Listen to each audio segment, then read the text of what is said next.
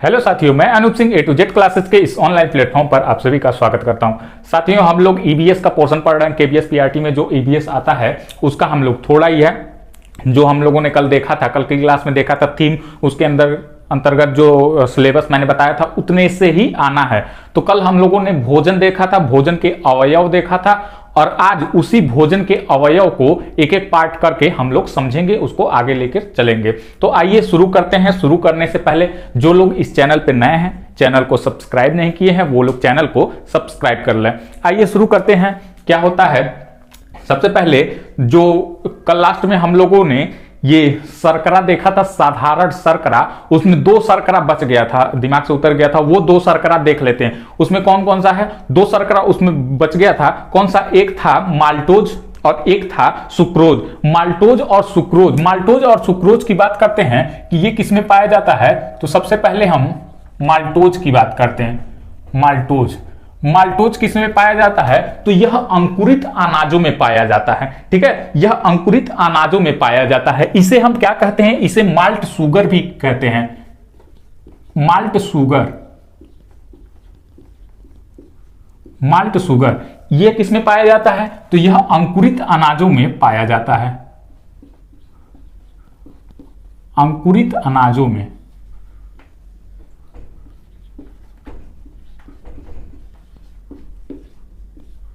अंकुरित अनाजों में। और वहीं माल्टोज के बाद दूसरा कौन सा था? सुक्रोज। सुक्रोज भी देख लीजिएगा, ये किसमें पाया जाता है? ये भी इंपॉर्टेंट है क्योंकि कई बार ये पूछा गया है। सुक्रोज, कल हम लोगों ने देखा था कि क्वेश्चन कैसे इससे पूछे जाते हैं। ठीक है, सुक्रोज किसमें पाया जाता है? तो गन्ने में पाया जाता है। ठीक है, गन्ने में पाए जाने वाली शर्करा कौन सी होती है? ऐसे ही क्वेश्चन पूछता है। तो ये किसमें पाया जाता है? गन्ने में पाया जाता है। गन्ने में पाया जाता है। ये यहां से ध्यान रखिएगा, गन्ने में पाया जाता है। इसको हम केन शुगर भी कहते हैं। ठीक है, इसको केन शुगर भी कहते हैं या फिर टेबल शुगर भी कहते हैं। तो यहां से ये भी ध्यान रखिएगा, केन शुगर, केन शुगर या फिर टेबल शुगर,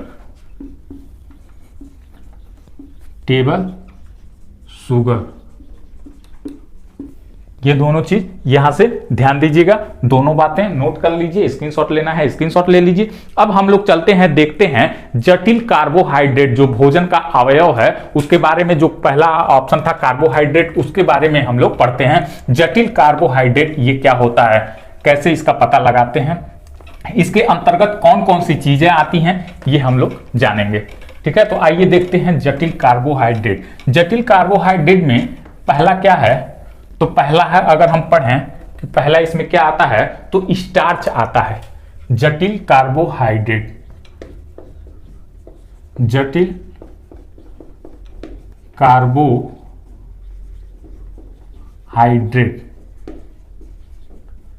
जटिल कार्बोहाइड्रेट, इसमें हम लोग पहला क्या पढ़ेंगे? स्टार्च पढ़ेंगे।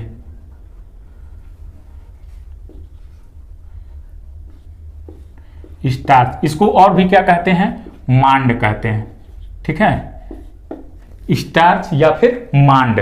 ठीक, स्टार्च या फिर मांड, ये सबसे अच्छा स्रोत क्या होता है? स्टार्च या मांड का सबसे अच्छा स्रोत क्या होता है? कमेंट करके बताइए कि सबसे अच्छा स्रोत क्या होता है। तो अनाजों में यह बहुत अच्छा, प्रचुर मात्रा में पाया जाता है, अनाज में। ठीक है, और अनाज की बात करें तो अनाज में हमारा क्या आ जाएगा? जैसे गेहूं, चावल, जौ, मक्का, ये सब क्या है? अनाज है। तो इसमें स्टार्च की मात्रा क्या होती है? अधिक होती है।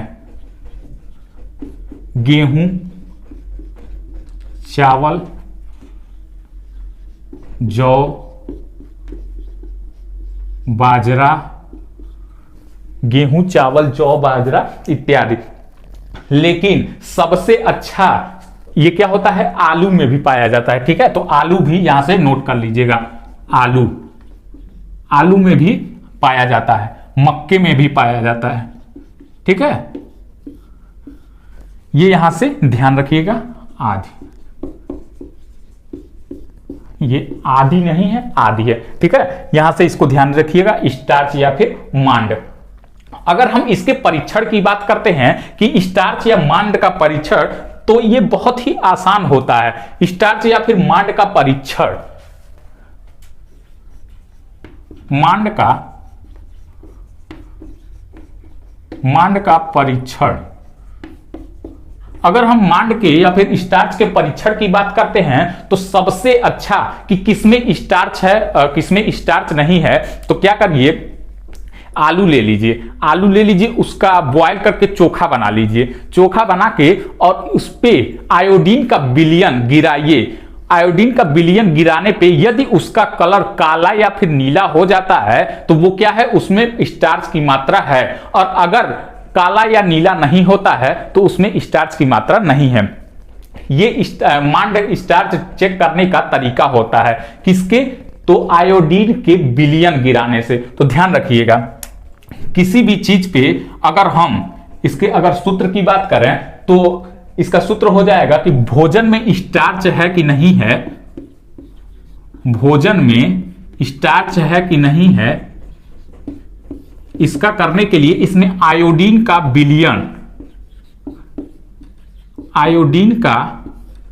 विलयन हम लोग गिराते हैं। जब हम लोग आयोडीन का विलयन गिराते हैं तो इसका कलर क्या हो जाता है, या तो काला हो जाता है या तो नीला हो जाता है, बैगनी वगैरह वो ये हो जाता है। तो ध्यान रखिएगा, ये इसका सूत्र है। हमने उदाहरण भी दे दिया आलू, ठीक है। अब इसको हम अगर लैंग्वेज के थ्रू लिखना चाहें तो ये लिख सकते हैं कि मंड के यानी स्टार्च के परीक्षण के लिए आयोडीन का विलयन,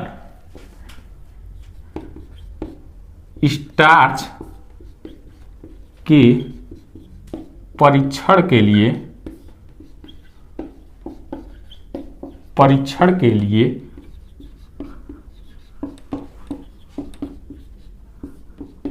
आयोडीन का विलयन, स्टार्च के परीक्षण के लिए आयोडीन के विलयन की बूंद डालते हैं, ठीक है, विलयन की बूंद डालते हैं। और जब यह बूंद डालते हैं तब इसका कलर क्या हो जाता है, यदि काला या नीला हो जाता है तो वो क्या है, उसमें प्रचुर मात्रा में स्टार्च है, ठीक है।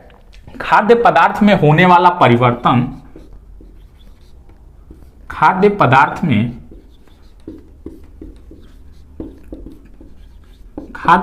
में होने वाला परिवर्तन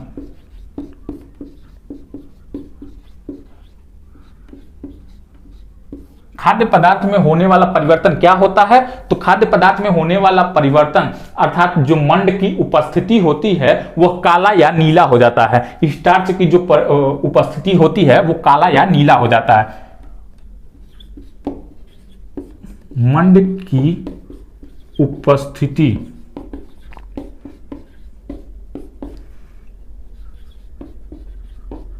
काला या नीला हो जाता है, ठीक है। ये यहां से ध्यान रखिएगा, ठीक। ये इसका फॉर्मूला है, कैसे होता है अगर आपको परीक्षण करना है तो मैंने बता दिया है, उसको आप लोग कर सकते हैं। एक बार स्क्रीनशॉट ले लीजिए, फिर हम लोग आगे चलते हैं, आगे देखते हैं। ये तो हो गया कि इसका परीक्षण कैसे करेंगे।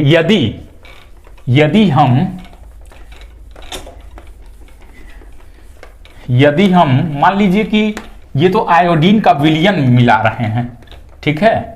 यदि हम ग्लूकोज मिलाएं तो क्या होगा, ग्लूकोज मिलाएं इसमें तो क्या होगा, क्या यह वही कलर देगा जो आयोडीन विलयन मिलाने पे कलर दे रहा है, यानी काला या नीला कलर दे रहा है, क्या वो यही कलर देगा? अगर आपको मालूम है तो कमेंट करिए एस या नो। अगर दूसरा कलर देगा तो कौन सा कलर देगा। तो आइए देखते हैं। आयोडीन का विलयन भी हम लोगों ने देख लिया कि आयोडीन का विलयन क्या होता है। बहुत लोगों को नहीं मालूम होगा कि आयोडीन का विलयन कहीं अलग से बनाने की जरूरत नहीं है। आयोडीन का विलयन में पानी लीजिए और उसमें चुटकी भर नमक डाल दीजिए, वो हमारा क्या बनके तैयार होगा, आयोडीन का विलयन बनके तैयार हो जाएगा। कुछ नहीं करना, कोई अलग से उसका फार्मूला नहीं है। शुद्ध पानी में चुटकी भर नमक, आयोडीन विलयन युक्त जल तैयार हो जाएगा, ठीक। अगर हम इसके उदाहरण की बात करें कि और कौन कौन सा इसका उदाहरण है, तो ये कोई भी चपाती ले लीजिए, यानी रोटली ले लीजिए, चावल ले लीजिए, ठीक है, और उबले हुए आलू, मैंने बताया कि उबले हुए आलू, ये सब क्या है, इसको पेस्ट कर दीजिए। ठीक, पेस्ट कर देने के बाद उस पे आयोडीन युक्त जो विलयन है उसको गिराते हैं तो उसका कलर क्या होता है, नीला या काला हो जाता है। ठीक, ये तो रही ये बातें। यदि हम चीनी का घोल इसमें मिलाते हैं, चीनी के घोल में अगर हम आयोडीन परीक्षण करते हैं, तब इसका कलर काला या नीला नहीं होता है, तब इसका कलर क्या हो जाता है, रंगहीन हो जाता है। तो ध्यान रखिएगा, चीनी का घोल यदि हम मिलाते हैं, चीनी का घोल यदि हम मिलाते हैं और इसका आयोडीन परीक्षण करते हैं, आयोडीन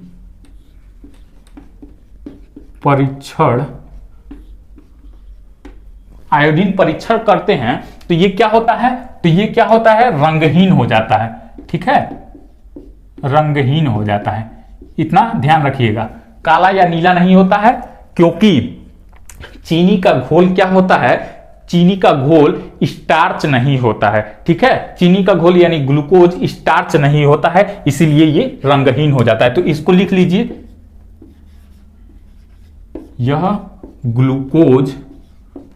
यह ग्लूकोज स्टार्च नहीं होता है, स्टार्च नहीं होता है। ठीक है, ये हो गया। यही नहीं, यदि हम मुंह में क्या करें, चपाती या फिर चावल को ये करें कि कूच के फिर उसमें हम आयोडीन विलयन यदि मिलाते हैं, तो उसका यदि परीक्षण करते हैं कि इसमें स्टार्च अब मालूम होता है कि नहीं, मतलब ये इसका रंग काला या नीला होता है कि नहीं, तब उसका रंग काला या नीला नहीं होता है। क्योंकि जब हम मुंह में अनाज को लेकर के कूच के खाते हैं, तब उसमें क्या होता है, माल्टोज में बदल जाता है, वो अनाज माल्टोज में बदल जाता है, इसीलिए वो क्या होता है, काला या नीला रंग नहीं देता है। ठीक है, इसका परीक्षण क्या आता है, नकारात्मक आता है। ठीक, तो इसको भी पॉइंट बना के नोट करके लिख लीजिएगा। इसका परिणाम क्या होता है, नकारात्मक आता है। जब हम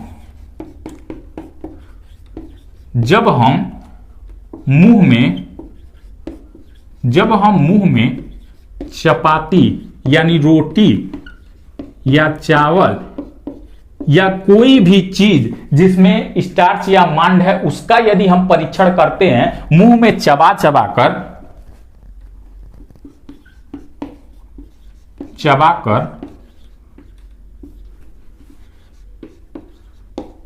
यदि मांड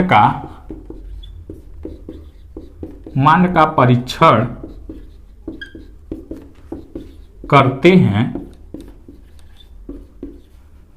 तो इसका परिणाम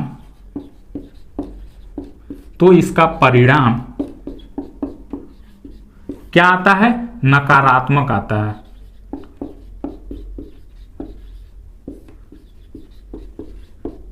ये यहां से ध्यान दीजिएगा। क्यों नकारात्मक आता है, क्योंकि चबाने के बाद, स्टार्च को चबाने के बाद ये किस में बदल जाता है, माल्टोज में बदल जाता है। ठीक है, स्टार्च चबाने के बाद, क्योंकि स्टार्च चबाने के बाद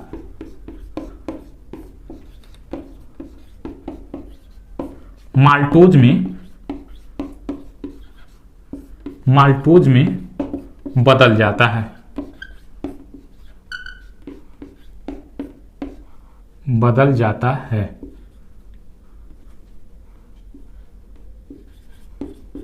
एक बार स्क्रीनशॉट ले लीजिए इसका। ठीक, ये तो हो गया कार्बोहाइड्रेट और स्टार्च जो कि पहला था। अब यदि हम सेल्यूलोज की बात करते हैं, जो कि कार्बोहाइड्रेट में दूसरा पॉइंट है, सेल्यूलोज भी एक तरह से हमारे शरीर के लिए यह कुछ भी नहीं प्रदान करता है, यह कुछ भी हमारे शरीर को नहीं प्रदान करता है, न ही हमें नुकसान पहुंचाता है, न ही किसी प्रकार से हमें फायदा देता है।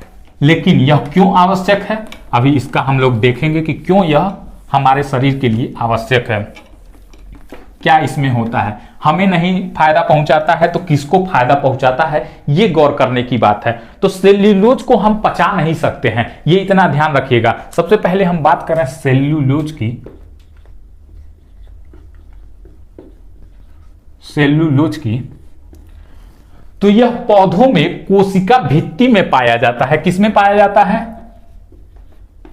यह ज्यादातर पौधों में कोशिका भित्ति में, कोशिका भित्ति में पाया जाता है।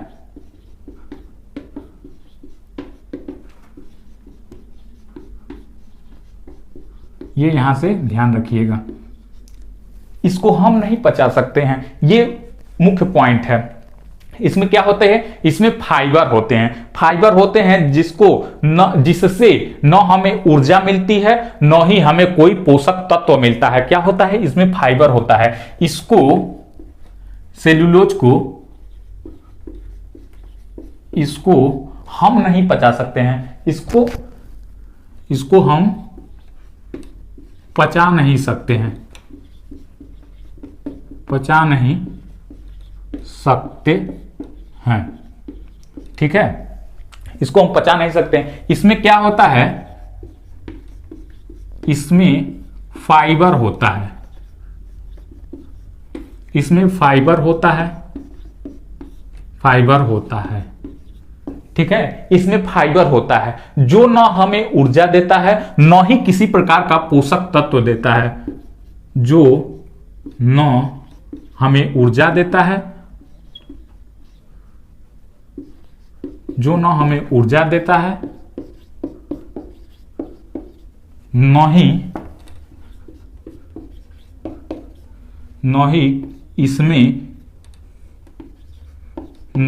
इसमें किसी प्रकार का पोषक तत्व होता है, पोषक तत्व होता है। ठीक है, ये यहां से नोट करने की बात है। लेकिन ये क्या होता है? यह पाचन में सहायक होता है। स्टार बना के लिख लीजिए, यह पाचन में क्या होता है? यह पाचन में क्या होता है? सहायक होता है। ठीक है, ये महत्वपूर्ण है। यह क्या होता है? यह पाचन में सहायक होता है। और क्या इसका काम होता है? यह हमें कब्ज से बचाता है। जो गैस्ट्रिक वगैरह हो जाता है, कब्ज वगैरह हो जाता है, यह उससे रक्षा करता है। ठीक है, तो यह इसलिए महत्वपूर्ण है। यह हमें कब्ज से बचाता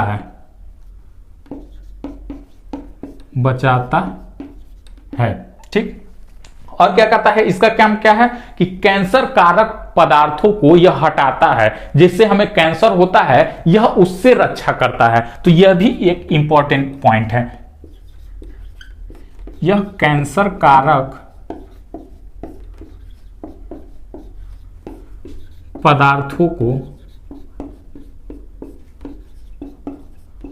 हटाता है। ठीक है, यह भी महत्वपूर्ण है। साथ ही साथ जो हमारे शरीर में कोलेस्ट्रॉल वगैरह जमा हो जाते हैं उसको भी क्या करता है? यह दूर करने का काम करता है। तो यह भी एक मुख्य पॉइंट है। यह कोलेस्ट्रॉल को दूर करने का काम करता है। ठीक, ये तो हो गया सेल्यूलोज का महत्वपूर्ण पॉइंट कि किस लिए, क्या करने के लिए यह उपयोगी है।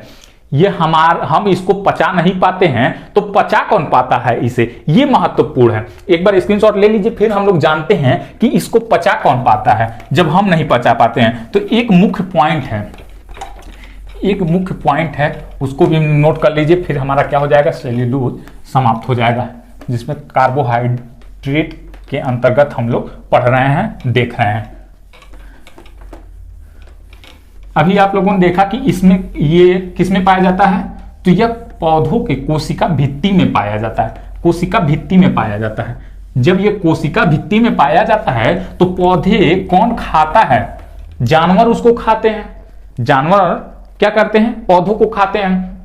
जो पौधों का ऊपरी भाग होता है उसे जानवर बहुत पसंद करते हैं, उसमें ज्यादातर ये क्या होता है, ये सेल्यूलोज होता है। तो जानवरों में पचाने की क्षमता उसमें होती है। जानवरों में ऐसे उनके शरीर के अंदर ऐसा उस सिस्टम है, ऐसा एक अंग है जिसको ये क्या करता है, सेल्यूलोज को वो क्या करता है, आसानी से पचा लेता है। तो जानवरों में यह इसको पचाने की क्षमता क्या होती है, अधिक होती है। जुगाली करने वाले जानवर, जुगाली करने वाले जानवर, जुगाली करने वाले जानवर, ठीक है, जैसे गाय भैंस वगैरह जुगाली नहीं करते हैं, जिसमें से क्या निकलता है, मीथेन निकलता है। ये भी क्वेश्चन पूछता है कि जो जुगाली करते हैं तो उसमें से क्या निकलता है, तो मीथेन निकलता है। ठीक, तो ये भी ध्यान रखिएगा। ठीक है, जुगाली करने वाले जो जानवर होते हैं, साथ ही साथ घास फूस खाने वाले जो जानवर होते हैं, जैसे गाय भैंस हिरन, ये सब क्या होते हैं, ये सेल्यूलोज को आसानी से पचा पाते हैं। ठीक, जुगाली करने वाले जानवर या घास खाने वाले जानवर, घास खाने वाले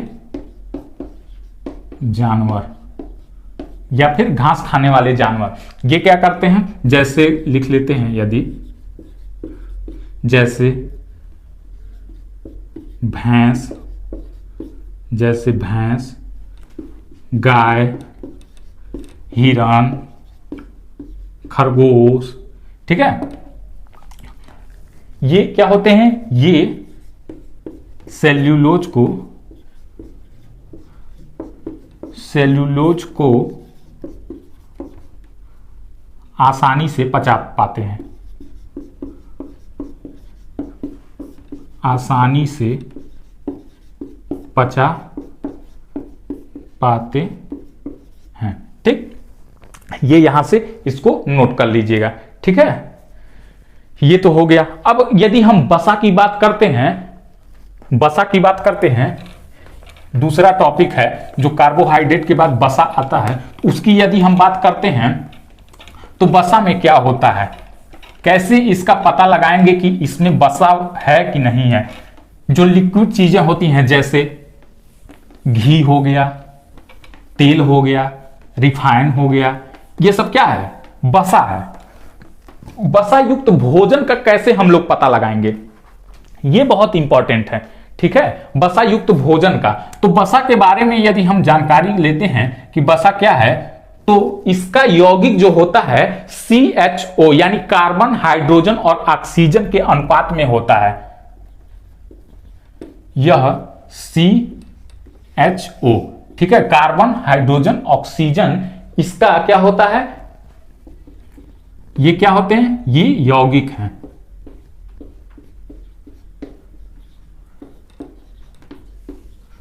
ठीक है, ये यहां से नोट कर लीजिएगा। इसमें कार्बोहाइड्रेट की तुलना में वसा क्या होता है, अधिक होता है, बहुत अधिक ऊर्जा मिलती है वसा से। ठीक है, इसमें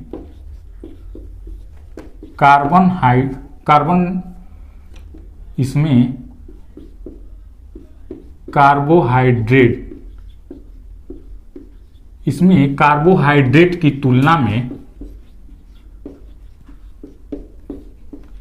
इसमें कार्बोहाइड्रेट की तुलना में ऊर्जा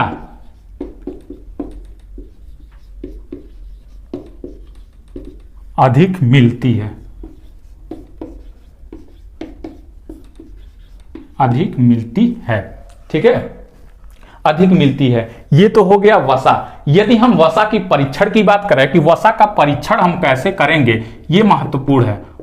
वसा का परीक्षण कैसे हम ज्ञात करेंगे कि इस भोजन में वसा है कि नहीं है, तो वसा के परीक्षण के लिए हम लोग भोजन को कागज में लपेट देते हैं। कागज में लपेटने के बाद उसको हम दबाते हैं। यदि उस कागज में तेल लग गया, यदि उस कागज में तेल लग गया, आर पार दिखने लगा, तो उसमें हम क्या करेंगे, आर पार दिख गया तो वो क्या है, उसमें वसा युक्त भोजन है। वह क्या है, वसा युक्त भोजन है। यानी किसी भी कागज में हम यदि भोजन को रख के उसको दबाते हैं, वह कागज आर पार दिखने लग गया और उसमें तेल पूरा लग गया उस कागज में, तो यानी उस भोजन में वसा है। ठीक है, तो यहां से इसको ध्यान रखिएगा, यहां से इसको ध्यान रखिएगा।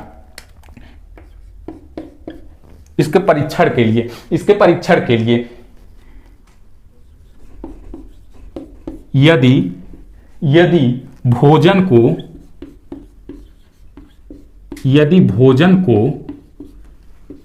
कागज में रख कर दबाते हैं, यदि भोजन को कागज में रख कर दबाते हैं, तब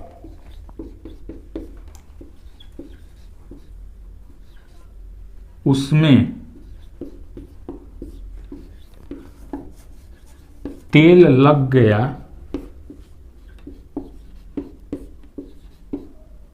या कागज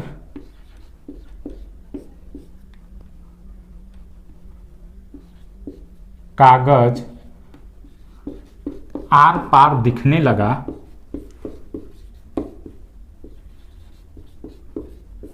आर पार दिखने लगा,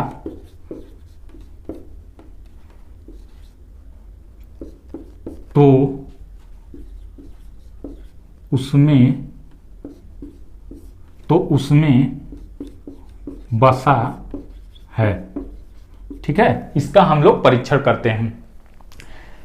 अब हम लोग लास्ट देखते हैं वसा के कार्य। वसा के क्या क्या कार्य हैं, ये महत्वपूर्ण है। ज्यादा मात्रा में वसा लेना, देखते होंगे कि जो ज्यादा मात्रा में घी वगैरह खाते हैं और जो चलते फिरते नहीं हैं, तो यहाँ क्या होता है, पेट उनका निकल जाता है, यहाँ ऐसे पूरा निकला रहता है, तो वो सब क्या होता है, वसा के रूप में।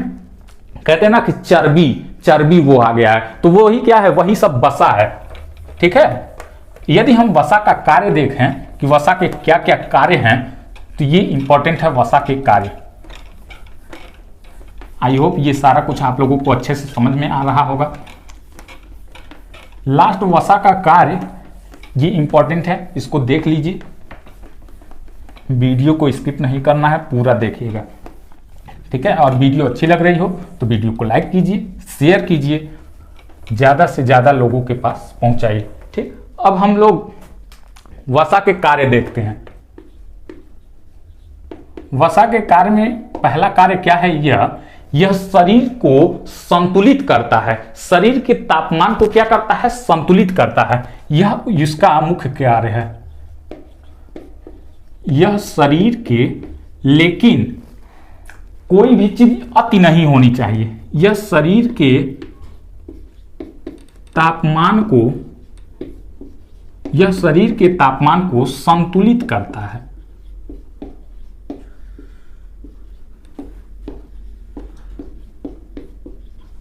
यह शरीर के तापमान को क्या करता है, संतुलित करता है, और यह ऊष्मा की हानि नहीं होने देता है।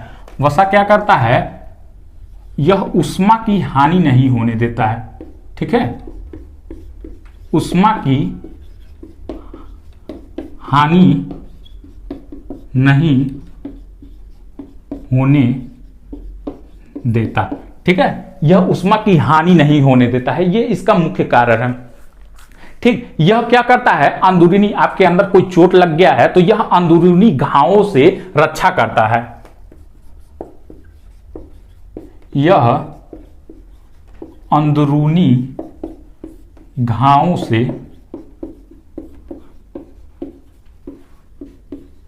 रक्षा करता है। एक क्वेश्चन इसमें बहुत ही इंपॉर्टेंट है, अभी हम लोग लास्ट में देखते हैं, पहले इसके कार्य में देख लेते हैं। ये हड्डियों में स्नेहक की तरह काम करता है, ये भी एक महत्वपूर्ण पॉइंट है। यह हड्डियों में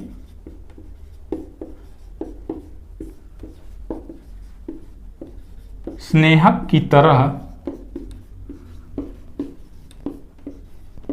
कार्य करता है। ठीक है, यह भी एक महत्वपूर्ण पॉइंट है। बहुत सारे क्या होते हैं, हार्मोन कोलेस्ट्रॉल से बने होते हैं। ठीक है। बहुत सारे हार्मोन क्या होते हैं, कोलेस्ट्रॉल से बने होते हैं,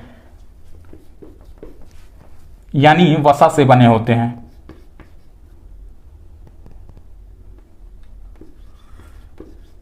बहुत सारे हार्मोन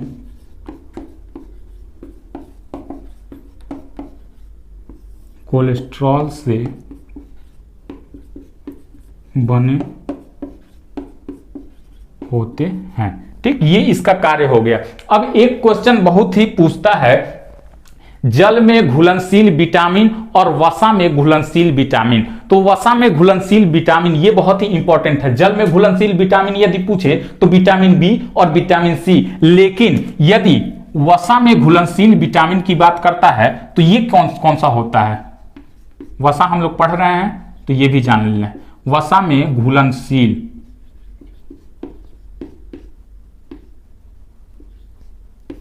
विटामिन, वसा में